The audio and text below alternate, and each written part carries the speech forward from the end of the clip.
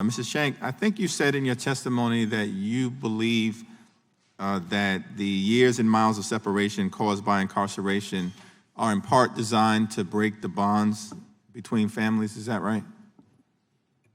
That is absolutely correct. I feel that 1,000%. Being that we were limited to 300 minutes a month on phone calls, which we have to pay for ourselves. And I had 3 daughters. They're fighting over the phone, and imagine a child when they hear that beep. My kids would panic when they would hear that beep before the phone is going to hang up, and then to cry and telling me, "Don't hang up, Mommy, don't hang up. Mommy, please don't hang up." And the phone just to drop, it's devastating, and it to happen every single time. I mean, it's set up to keep you apart, and they try and tell you that you're here and we're gonna, we want you to strengthen your family ties, and they're offering things, but they don't offer anything. They move you 1,000 miles away, which I saw my daughters once a year. I had limited phone calls. They were too little to email, write letters. We would do the best I can. I would always write them and try anything I could to keep them to remember me, but it was very hard and very challenging.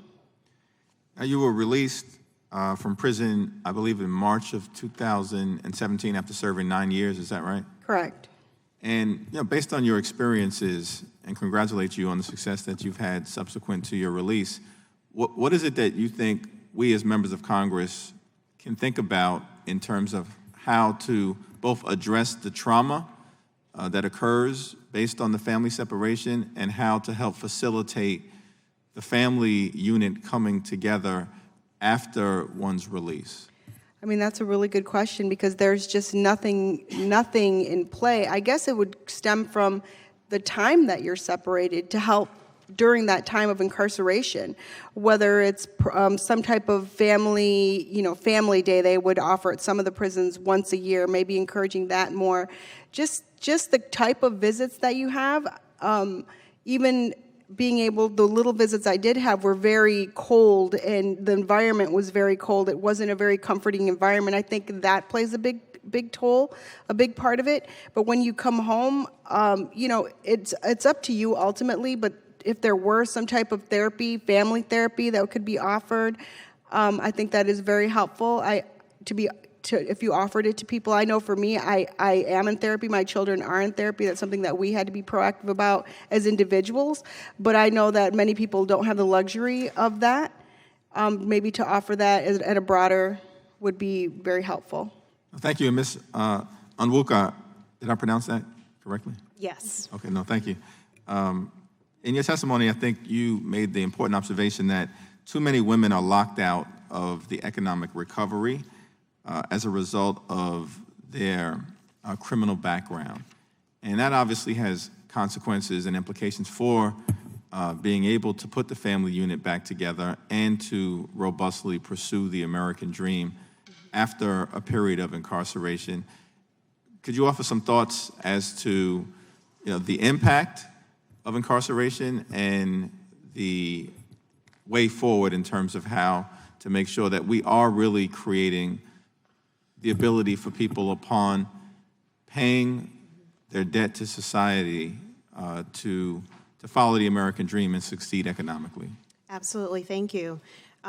I spent a lot of time talking about the amount of opportunity that's available today in this economy and how, because of that criminal record, you're seeing people locked out. What is interesting is we are starting to see a shift now because of a tight jobs market, because it's harder to find qualified or people to fill positions, and we have 7.1 million unfilled positions right now in the economy. I think employers are starting to look at people they would not have considered before, and that includes people who have a criminal background, who have a criminal record. That's, I think, a great thing for women and great, for anyone who is coming out of the correctional system.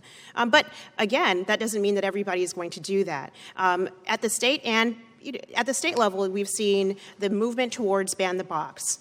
For those who are unfamiliar, it's the idea that employers do not ask whether you have any sort of criminal background. It's a way of giving someone a chance based on the merits of their experience and their background before writing them off because they have a criminal record. And there are states who have implemented it, and I think It's interesting. Private companies who do it, from Coca-Cola to Coke Industries, Starbucks, Google, all of these companies have voluntarily started to do that. And I think that's a way of opening up opportunity for women, for people of color, for everyone who has a criminal background.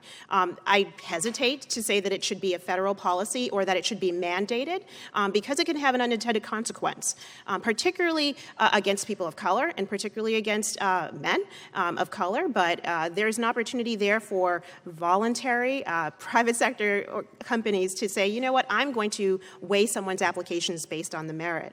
I talked a lot about, and we've raised it, several people have talked about vacations. And we've seen the Trump administration actually, interestingly, talking about apprenticeships.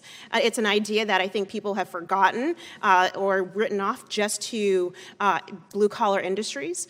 Recently, the Trump administration released a new regulatory change that would actually expand apprenticeships to white-collar opportunities, which I think is an interesting place because there are going to be people who have a criminal record, who don't go to a four-year college, who don't have a bunch of ABCs behind their name, but still want to get into an industry that can be a great middle-class lifestyle. Thank you. So seeing that, oh, sorry. Sorry, we need to. Yeah, my time has expired, but thank you very much for your testimony.